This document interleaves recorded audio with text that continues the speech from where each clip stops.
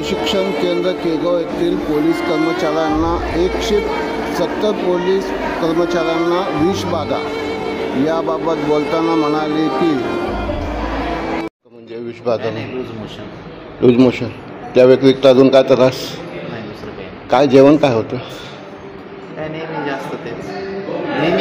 नाही म्हणजे पदार्थ काय होते त्यात वरण भात चपाती भाजी झालं असं काय तुम्हाला काय त्रास जाणवला म्हणजे असं समजायला तेच काय नाव आपलं सुनील धन्यवाद। विषबाधा नाही